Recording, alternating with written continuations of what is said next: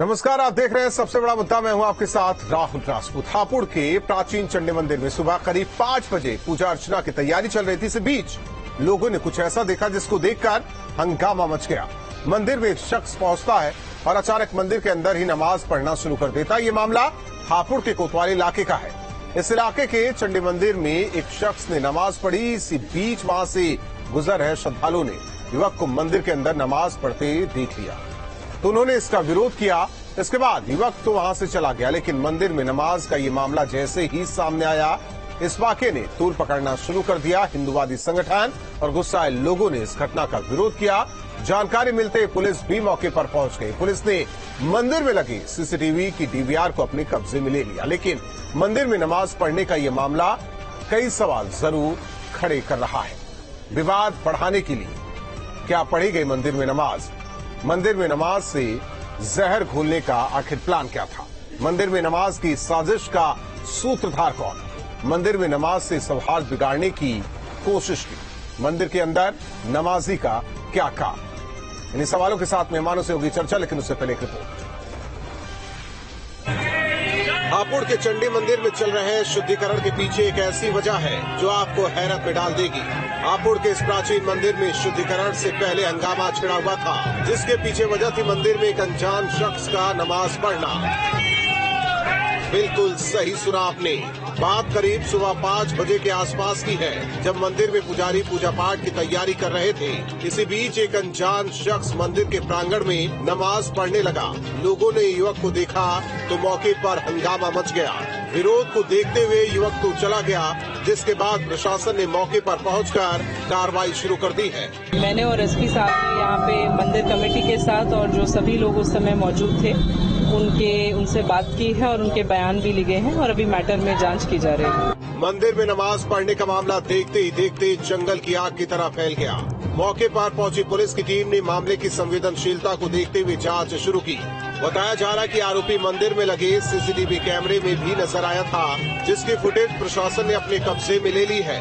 CCTV की अभी जांच पड़ताल चल रही है। वहीं दूसरी तरफ इस मामले में आरोपी को कड़ी से कड़ी सजा दिलाने की मांग हो रही है। चंडी मंदिर कोतवाली के जस्ट बगल में जिस प्रकार से नमाज का कार्यक्रम है, दुखद है। हम प्रशासन से मांग करते हैं कि उस व्यक्ति की गिरफ्तारी हो। मंदिर में नमाज के मामले पर मुस्लिम पक्ष भी खासा नाराज नजर आ रहा है, जिसका ये कहना है कि इस तरह की हरकतें माहौल बिगाड़ने की कोशिशों से कम नहीं। यकीनी तौर पर किसी शरपसंद का ही काम होगा। कोई भी सुलझा हुआ मुसलमान, कोई भी ठीक ठाक मुसलमान जो दीन की समझ रखता है, वो ऐसी हरकत नहीं करेगा। दुनिया भर में मस्जिदें भरी पड़ी हैं, जहां चाहे आप नमाज अदा करें। अगर आप वहां पर जाकर के नमाज अदा कर रहे हैं तो इसका मतलब आप शर फैलाना चाहते हैं। मंदिर में चोरी छिपे नमाज पढ़ने के पीछे मकसद क्या था, ये तो वही शख्स बता सकेगा जिसने ये हरकत की। मगर इस हरकत ने हंगामा जरूर खड़ा कर दिया। जांच अभी चल रही है, लेकिन मंदिर में नमाज के इस मामले के पीछे क्या सौहार्द बिगाड़ने की साजिश छिपी थी, यही सबसे बड़ा सवाल है। Team news state. मेहमान जुड़ चुके। सबसे पहले परिचय करवा दे दीपक विक जी, जो कि एसपी नेता हैं, फाजिल अहमद जी, मुस्लिम स्कॉलर अविनाश त्यागी जी, प्रवक्ता बीजेपी यतिमा चेतनानंद जी, हिंदू धर्म गुरु। आप सभी मेहमानों का स्वागत है। और अविनाश त्यागी जी, शुरुआत आपसे कि आखिर आबो हवा कौन खराब करने की कोशिश कर रहा है उत्तर प्रदेश की, जिस तरीके से हापुड़ की यह तस्वीर निकलकर सामने आई? निश्चित रूप से कोई ना कोई ताकतें ऐसे हैं कि वो इस माहौल को खराब कर रहे हैं। जिस तरीके से आगे बढ़ रहा है, विकास काम हो रहे हैं, सब सौहार्द बना हुआ है और वो बार बार परेशान काम। मैं तो फिर भी शुक्रिया अदा करूंगा कि आगे क्षेत्रवासियों का, जिन्होंने संयम बरता और माहौल खराब करने की हरदम कोशिश करी। और ताजा जानकारी मुझे ये है कि जो संदिग्ध व्यक्ति था, जिसने वो नमाज अदा करी, किया गया है। पुलिस को जैसे ही सीसीटीवी से कार्रवाई परंतु इस चीज को बहुत गंभीरता से लिया जा रहा है। ऐसे तत्व जो सांप्रदायिक माहौल, जो प्रदेश की आबो हवा खराब करना चाहते हैं, उन पर सबको कठोर से कठोर कार्रवाई हो।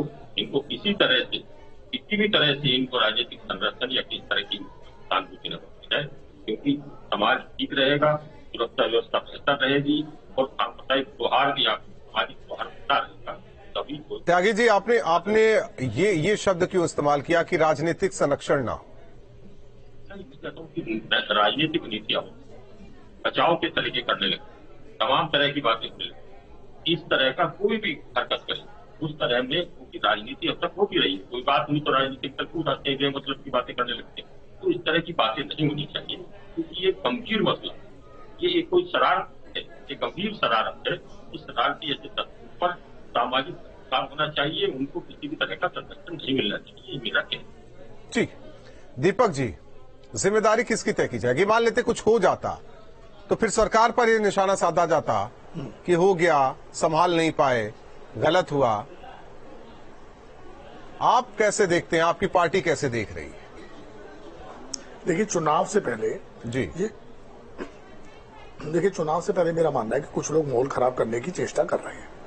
वो कौन लोग हैं? सरकार की कानून व्यवस्था को तय करना पड़ेगा और ऐसे लोगों को दोषी सिद्ध करके दंड देना पड़ेगा। अभी बुलंदशहर में आप देखिए, घटना हुई थी, मंदिर में कुछ मूर्तियां वगैरह तोड़ी गई थी। लोगों ने कहा मुस्लिमों ने तोड़ी है, बाद में वो चारों लड़के जो थे वो आपको पता हिंदू पाए गए। अब यहाँ पे ये मंदिर के अंदर नमाज पढ़ता हुआ कोई व्यक्ति पाया गया है, तो मेरा मानना है कि वो दिमागी रूप से विकृत भी हो सकता है, मानसिक रूप से विक्षिप्त भी हो सकता है, या वो कोई शरारती तत्व भी हो सकता है। उसको पकड़ के दोषी सिद्ध करके उसको दंड देना चाहिए, ऐसा मेरा मानना है। यतिमा चेतनानंद जी, केवल इस वाक्य को यहीं आया गया कर दिया जाए या वाकई संवेदनशीलता बरतने की जरूरत है? नहीं, प्रशासन को बहुत तत्परता से कार्य करना चाहिए और मुझे लगता है कि उत्तर प्रदेश का प्रशासन इस समय सक्षम है।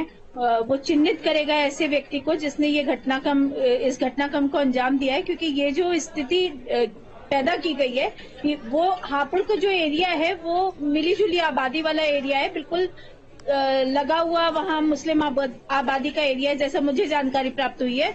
तो ये निश्चित रूप से सौहार्द बिगाड़ने का प्रयास है। 2024 के चुनाव से पहले एक बड़ी हिंसा को अंजाम देने का प्रयास किया जा रहा है, जिससे कि देश का माहौल खराब हो सके, मुस्लिम वोटों के तुष्टीकरण हो सके। लगातार जो लोग सत्ता से बाहर बैठे हुए हैं, जिनको जनता ने नकार दिया है, उनको परेशानी है इस बात की कि किसी भी तरीके से वोटों को साधा जाए और दोबारा सत्ता में कायम हुआ जाए। लेकिन ये मंसूबे कामयाब नहीं होंगे, क्योंकि उत्तर प्रदेश का शासन योगी जी के राज में बिल्कुल सक्षम है, वो तत्परता से कार्य करेगा। आप अभी तक देखिए, सौहार्द बना हुआ है और प्रशासन अपना कार्य करने में तत्परता से लगा हुआ है। फाजिल अहमद साहब, आप कैसे देख रहे हैं इस पूरे मामले को? देखिए, किसी मुसलमान को अगर नमाज पढ़ना होगा तो मस्जिद में जाएगा, नहीं मस्जिद में जाएगा तो घर में भी नमाज पढ़ सकता है जी, लेकिन मंदिर में जाने का तो कोई मतलब समझ में आता नहीं। ये सही कहा सपा के नेता ने कि या तो वो मेंटल होगा या फिर किसी की साजिश का हिस्सा होगा। जब से ये लोग कर्नाटक का चुनाव हारे हैं, पूरे देश में इस तरह के माहौल बनाने की कोशिश कर रहे हैं। कोई पकड़ा और 24 से पहले इनको सुन लीजिए यतिमा जी, यतिमा चेतनानंद जी, जरा सुन लीजिए इसके बाद यतिमा चेतनानंद जी सुन लीजिए। कर्नाटक का चुनाव हारी है, पूरे देश में ध्रुवीकरण की राजनीति हो रही है, हर जगह इस तरह के मामले सामने आ रहे हैं, कभी लव जिहाद तो कभी इस तरह की बातें ये लोग लगातार उठा रहे हैं और कोई सत्यता नहीं, केवल राजनीतिक लाभ लेने के लिए, ध्रुवीकरण की राजनीति करने के लिए ये लोग इस तरह की घटना को अंजाम दे रहे हैं। निश्चित रूप से इसकी जांच करे कौन? जब उसी पार्टी की सरकार है और वही लोग कर रहे हैं तो जांच। फाजिल साहब, यानी कि जो नमाज पढ़ी गई, हालांकि जांच का विषय है, वो बीजेपी की देन है, इस सरकार की देन। तो बीजेपी ही सरकार में है और वही सब करा रही है, तो जांच कौन करेगा? कौन जांच करेगा? कौन निष्पक्ष जांच करेगा? बताइए। जब बीजेपी खुद सरकार में है और बीजेपी पुराना उसका इतिहास है, जब से बीजेपी बनी है तब से लगातार जातीय ध्रुवीकरण और धार्मिक ध्रुवीकरण के आधार पर इनकी राजनीति चलती है और कर्नाटक चुनाव हारने के बाद लगातार ये इसी काम में लगे हुए हैं कि किस तरह से देश में नफरत का माहौल। अरे मुसलमान से क्या मतलब है? मुसलमान की न तो कोई पार्टी है, न कोई नेता है, न उसको कोई सरकार बनाना है, तो उससे क्या मतलब है? लेकिन बार बार ये लोग मुसलमानों को सामने रख करके देश में नफरत की बात फैलाते हैं और जांच कौन जांच करेगा? जब उसी पार्टी की बीजेपी की सरकार है तो जांच कौन करेगा? निश्चित ये सब माहौल खराब करने की कोशिश है और कुछ नहीं। यतिमा चेतनानंद जी जी राहुल जी, फाजिल साहब जो कह रहे हैं वो बिल्कुल सपा के जो प्रवक्ता यहाँ बैठे हुए थे उनसे उनके बयान मेल खाते हैं। आप कह रहे हैं कि जांच कौन करेगा। फाजल साहब, मैं जानना चाहती हूँ कि जिस समय अखिलेश यादव जीत कर आए, आप ध्रुवीकरण का आरोप लगा रहे हैं, उनका सबसे पहले स्टेटमेंट ये था कि मैं मुसलमानों की वोटों से मुख्यमंत्री बनाऊं। कौन कर रहा था उस समय तुष्टीकरण की राजनीति? कौन ध्रुवीकरण करने का प्रयास कर रहा था? जिन लोगों को भारत के जनमानस ने नकार कर बाहर फेंक दिया है, सिर्फ उन्हीं को ये तलाबेली है, उन्हीं को ये परेशानी है, वही विचलित है आज की किसी तरीके से भी 2024 का निशाना साधा जाए। और आप आरोप लगा रहे हैं भाजपा पे। भाजपा क्यों भेजेगी मंदिर में किसी को? ये मैं आपको बता रहा हूँ। इसका कोई रिकॉर्ड नहीं है, इसका रिकॉर्ड बताइए, इसका रिकॉर्ड दिखाएं कोई भी। ये रिकॉर्ड दिखाएं कि इन्होंने ऐसा बोला है। अखिलेश जी ने झूठ बोल रहे हैं। गूगल कीजिए। अखिलेश जी ने कभी कहा नहीं वो मुस्लिम तुष्टीकरण में विश्वास नहीं रखते। वो तो विकास पुरुष है, उनसे बड़ा कोई हिंदूवादी नहीं है, और वो सबको साथ लेके चलते हैं। देखिए ये जो लेडी बैठी है शादी है ही नहीं, ये झूठ की देवी है, ये झूठ की देवी है, ये झूठ फैला रही है, नफरत फैला रही है। ऐसे लोगों को आप चैनल पे ना बुलाएं। ये भाजपा के रूप में। दीपक जी, आप तय नहीं करेंगे कि किसे बुलाना है किसे नहीं बुलाना है? मेरा मानना है ये आप तय नहीं करेंगे। आप ना बुलाएं, और आपसे सर्टिफिकेट लेने की जरूरत नहीं किसी को। आप इस तरीके से बात न कीजिए। दीपक जी, आप इस तरीके से बात न कीजिए। किस तरीके से मैं कह दूं मोदी जी ने ये बोला, मैं बोलूं योगी जी ने ये बोला, वो आपको अच्छा लगेगा? नहीं तो आपके चैनल पे ये खराब बात बोल रही है, आपको काटना पड़ेगा ना ये बात। कोट कीजिए। आपके चैनल पे क्या बोला इन्होंने? अखिलेश जी ने ऐसा बोला, ऐसा कहीं बोला? अवनीश त्यागी जी, अखबार में अवनीश त्यागी जी, एक मिनट। चैनल की रिकॉर्डिंग है। दीपक जी और यतिबा चेतनानंद जी, जरा शांत रहिए। अवनीश त्यागी जी, आरोपी का नाम अनवर, जिसे गिरफ्तार किया गया, अब उसे मानसिक विकृत बता दे या किसी साजिश का शिकार बता दे, इनका मुंह, इनकी बात, इनके शब्द, लेकिन कोशिश तो की गई सौहार्द बिगाड़ने के लिए। देखिए राहुल जी, कोशिश की गई है, ये गंभीर जांच का विषय। मैं फिर कह रहा हूँ कि मंदिर में आना एक ऐसे प्राचीन, ये आप कह रहे हैं ना सर कि ये गंभीर विषय है, जांच का विषय है, लेकिन जो मुस्लिम, सुनिए, मुस्लिम स्कॉलर का भी यही कहना है कि ये तो आप लोगों की साजिश है, और कुछ ऐसा ही वक्तव्य समाजवादी पार्टी की तरफ से दिया जा रहा है कि ये तो आप बीजेपी की साजिश है। नहीं, मैं सुन नहीं पाया उन्होंने क्या कहा, मेरे पास कनेक्ट नहीं था आपका। अभी बुलंदशहर में क्या हुआ था वो भी बता हो गया। नहीं, मैं ये बता रहा हूँ कि ये साजिश किसकी है, ये जनता जान रही है, जनता सबक सिखा रही है। जो साजिश करता थे, जो तुष्टीकरण करते थे, जो समाज को बांटते थे, जो भेदभाव करते थे, दंगा फैलाते थे, जनता को जिन्होंने नफरत की आग में झोंक दिया, उनको जनता ने आउट कर दिया है। 2012 के बाद से समाजवादी पार्टी का नामो निशान मिटने की तरफ जा रहा है, उसको सत्ता से दूर कर दिया है, वो तमाम तरह के प्रयोग कर चुके हैं। तो जनता उनको जान चुकी है, जनता उन्हें पहचान चुकी है, जनता उन्हें बर्दाश्त नहीं कर रही है। और मैं ये जो कह रहे हैं कि भारतीय जनता पार्टी की या किसी और का नाम ले रहे हैं, ये केवल अपनी उनको छिपा रहे हैं, अपने करतूतों को छिपा रहे हैं। भारतीय जनता पार्टी ऐसा कुछ नहीं करती है। भारतीय जनता पार्टी सबको साथ लेकर चल रही है, सबको साथ लेकर चल रही है। आप किसी नहीं पहुंचे हैं, आप कुछ नहीं पहुंचे हैं, आप सत्ता से बाहर हैं, सत्ता से आप बार बार नकारे जा रहे हैं। जनता आपको किसी तरह से पसंद नहीं कर रही है, तमाम प्रयोग कर चुके हैं।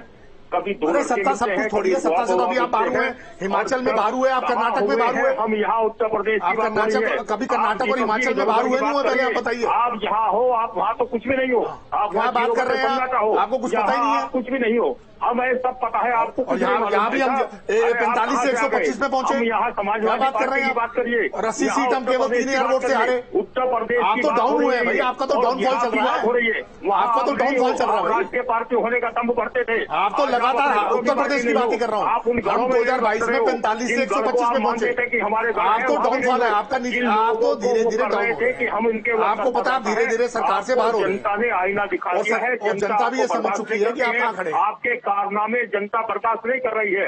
2000 अभी बुलंदशहर में क्या हुआ था ये बताएं। जंगल का राज बुलंदशहर में हुआ, मूर्तियों की तोड़फोड़ किसने की थी ये बताएं। सजा मिली, ये बताएं किसने की थी है, जो निष्पक्ष जांच की। कौन लोग थे जो पकड़े गए? अरे सुनिए, उसका जवाब दें आप। जो भी थे, अरे जो भी उसका जवाब आप दे ही नहीं रहे। जो थे पकड़े गए, उसमें आप पकड़े जाएंगे, आपके लोग हैं वो शरारती कैसी बातें कर रहे हैं दीपक जी, हिंदू इनके लोग, मुस्लिम इनके लोग, जो आरोपी इनके लोग। जरा शांत हो जाइए, तस्वीरें दिखाते हैं, तस्वीरें जो आई है वो तस्वीरें भी दिखाते हैं। जिस तरीके से अनवर आरोपी का नाम नमाज पढ़ता है, मंदिर में जाकर ये तस्वीरें, हालांकि इसे विशद बताने की अब कोशिश हो रही है। इसे कहा जा रहा है कि सौहार्द बिगाड़ने को लेकर बीजेपी इसके पीछे हो सकती है, पुलिस की गिरफ्त में है और जांच पड़ताल की जा रही है। आखिर किसके कहने पर, किस वजह से मंदिर में नमाज पढ़ने ये शख्स गया जिसका नाम अनवर बताया जा रहा है? क्या वाकई सूत्रधार यही कि कोई और? फाजिल अहमद साहब, सवाल इस बात को लेकर नहीं कि बीजेपी और समाजवादी पार्टी, सवाल समाज को लेकर है। जिस गंगा जमुनी तहजीब की बात, भाईचारे की बात, अमन चैन की बात कही जाती है, ऐसे ही लोग हैं जो बिगाड़ने की कोशिश करते हैं, किसी भी संप्रदाय विशेष, धर्म विशेष के क्यों ना हो। देखिए राहुल भाई, मैं एक ऐसे समाज से आता हूं, मेरे गांव के अंदर ना मंदिर और मस्जिद की एक ही दीवार है। हमारा देश की खूबसूरती, हमारे देश की यही खूबसूरती है। पूरी दुनिया में हम इसीलिए माने जाते हैं कि हम लोग इतने धर्म और मजहब के होने के बावजूद भी हम एक भारत है और एक है। जब से बीजेपी आई है सत्ता में, अभी देखिए किस तरह से बात कर रहे हैं। इनको लोकतंत्र के बारे में नहीं पता। अरे भाई, समाजवादी पार्टी, फाजिल अहमद साहब, आप मुस्लिम स्कॉलर हैं, आप मुस्लिम स्कॉलर हैं, आपसे ना राजनीतिक विषय, ये चर्चा अच्छी नहीं लग रही है। सुन लीजिए, ये अच्छी नहीं लग रही है। तंत्र बेहतर जानती है जनता, और देश की जनता जानती है कि लोकतांत्रिक व्यवस्था में कौन विश्वास रखता है। भारतीय जनता पार्टी को भरोसा रखती है, भारतीय जनता पार्टी को इसलिए चुन रही है जो लोकतंत्र के, जो परिवारवाद में घोल दिया था। अरे भाई, माहौल खराब कर रखा जो विधानसभा में सबसे बड़ा विपक्ष है उसको बोलने का अधिकार नहीं देंगे, उसको आप कह रहे हैं जनता ने नकार दिया। सुन लीजिए, त्यागी साहब सुन तो लीजिए, अहमद साहब को सुन लीजिए, क्या है दिल दिमाग में, सुन तो लीजिए आप। ये जिस तरह से इतना अहंकार में है ये लोग कि कान में कुछ डाल लिए, सुनना ही नहीं चाहते किसी को। अरे भाई, कोई लोकतंत्र क्या है? सत्ता पक्ष और विपक्ष मिलकर लोकतंत्र है। आप तो विपक्ष को तुम जीरो कर दिए। आप कह रहे हैं कि सपा को जनता ने नकार दिया। अरे भाई, मजबूत विपक्ष उत्तर प्रदेश के अंदर कितना 153 से ज्यादा करीब सीट है। नहीं, 153 नहीं है। कह रहे आप 140 जो भी है, 140 भी नहीं। ऐसा तो नहीं है ना कि एक दो विधायक नहीं है उसके। आप एक सरकार में विपक्ष भी शामिल होता है। किस तरह विपक्ष, आप अब नमाज पढ़ने की बात को लेकर के कभी भी हम लोगों ने देखा है कि मंदिर के प्रांगण में भी, मस्जिद में भी, हर जगह हमारे यहाँ आरती होती है ना, अजान होती है तो आरती अपने आप हिंदू भाई बंद कर देते हैं। इसी देश के हम लोग बचपन से। लेकिन एक चीज है अहमद साहब, लेकिन आरती होगी ना, नमाज बंद नहीं होगा। नहीं, नमाज का एक फिक्स टाइम होता है। सुन लीजिए, आरती का भी फिक्स टाइम होता है सर, मुहूर्त के हिसाब से चीजें निकाली जाती हैं, राहु काल देखते हैं। ठीक नहीं होता है, ठीक है, इस पर ना चर्चा करें, इस पर ना चर्चा करें। सुन लीजिए, होली के दिन हम लोग नमाज को मंदिर भी तय करेंगे, एक मिनट, दीपक विक जी, आवाज आ रही, सुन रहे हैं आप? इनके कारनामों के कारण दीपक विक जी, आप बीजेपी को कहिए, बीजेपी आपको कहे, बताइए, आप बीजेपी को कहिए, बीजेपी आपको कहे, लेकिन ऐसे वाकये से, ऐसे मामलों में समाज ही पिसता है। वहां ना हिंदू होता है ना मुस्लिम होता है, वहां तो इंसान ही। इन्होंने शुरू किया।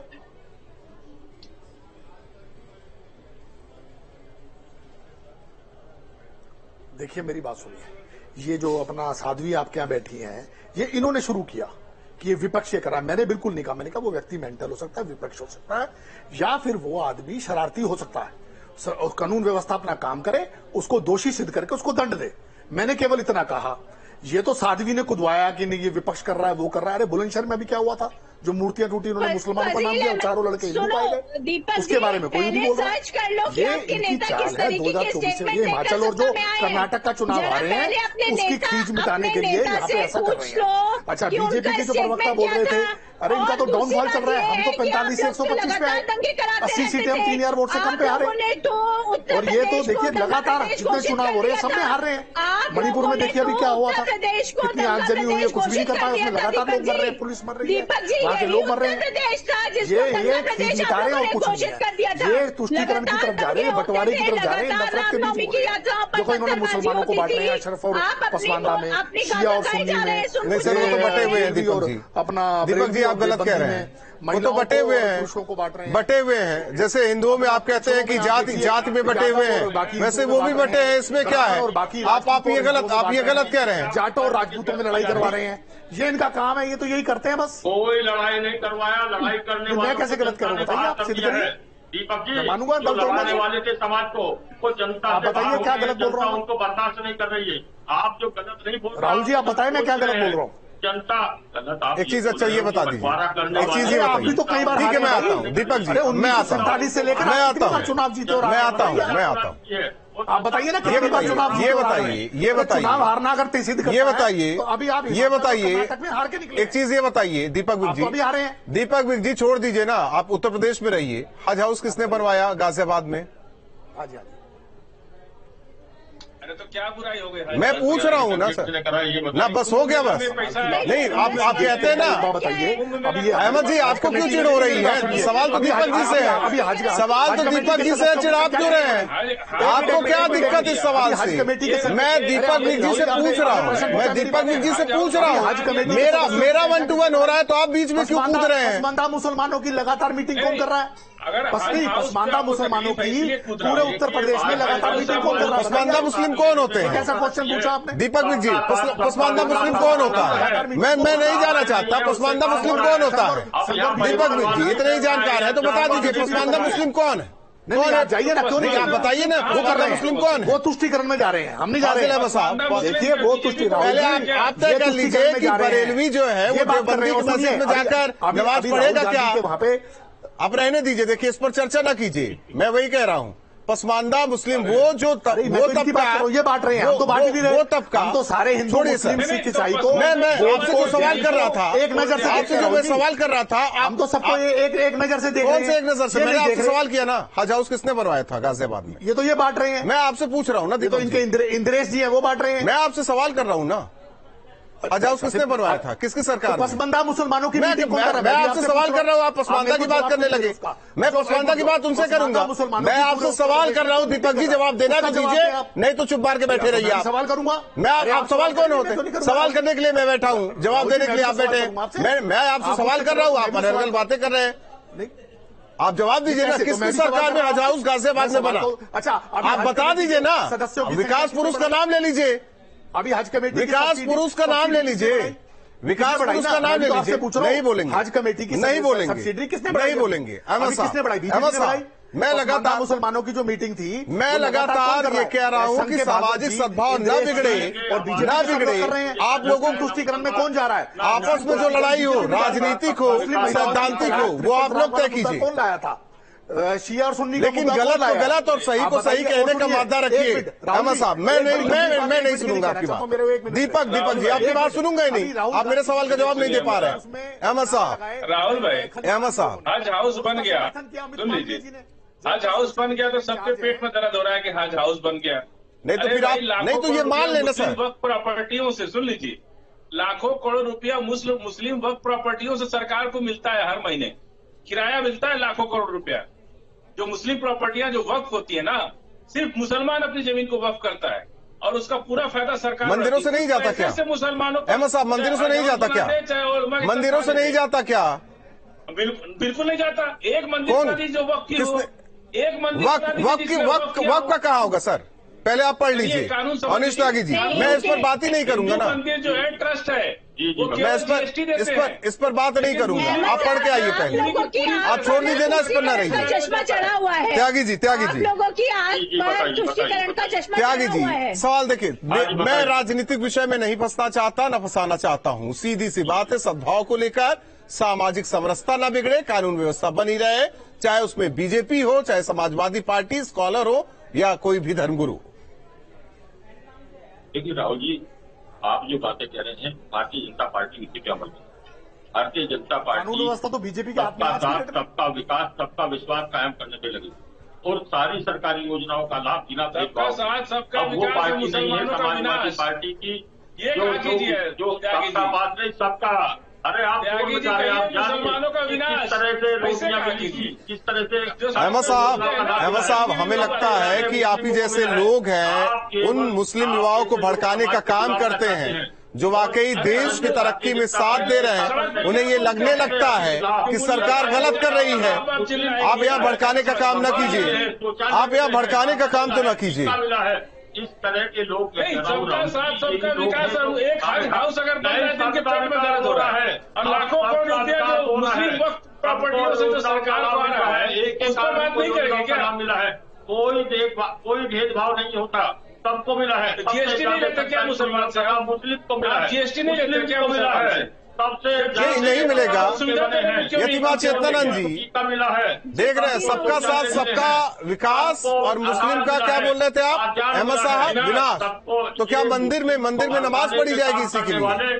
यतिमा चेतनानंद जी, ये माहौल खराब यतिमा चेतनानंद जी, देखिए सोच से फर्क है, सोच में बहुत फर्क है, ये गलत। संपत्ति, अरे वक्फ बोर्ड की संपत्ति आपके पिताजी यहाँ छोड़ गए थे क्या? वक्फ बोर्ड की संपत्ति भी भारत की है और उस पर पूरा अधिकार भारत की सरकार का है। जो भी सरकार में रहेगा वो वक्फ बोर्ड की संपत्ति से राजस्व कलेक्ट करेगा। मंदिरों से भी होता है कलेक्शन, मंदिरों से भी होता है। जितना राजस्व मंदिर की जमीन से होता है वो कलेक्ट होता है, उतना वक्फ बोर्ड से नहीं होता। जितना रोजगार मंदिरों से मिलता है उसका वक्फ बोर्ड से नहीं होता। चलिए, बहुत बहुत धन्यवाद आप चारों मेहमानों का हमारे साथ जुड़ने के लिए। लेकिन हापुड़ में जो हुआ वो गलत हुआ, नहीं होना चाहिए। हालांकि आरोपी गिरफ्तार है, पूछताछ की जा रही है, लेकिन सवाल अभी भी यही कि सूत्रधार कौन इस साजिश का। सबसे बड़ा मुद्दा में बस इतना।